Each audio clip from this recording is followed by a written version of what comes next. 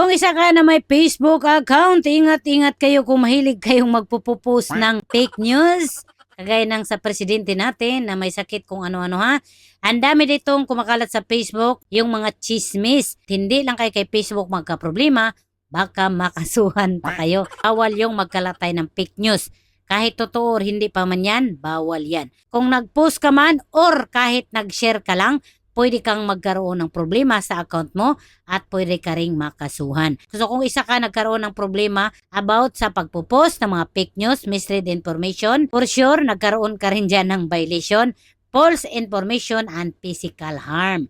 So pwede kang mag-appeal kapag mayroon kang problema na ganito. May tutorial din ako dito sa YouTube at sa Facebook. Pwede mong panoorin yan. Kung magkabalisyon ka, syempre mag-antay ka at matagal yan. So kung wala kang alam sa guidelines si Meta kasi hindi ka masyadong nagbabasa, isa yan sa pinagbabawal yung mga mislead information, fake news, yung mga false information. Ingat-ingat ka lang, baka magka-problema ka.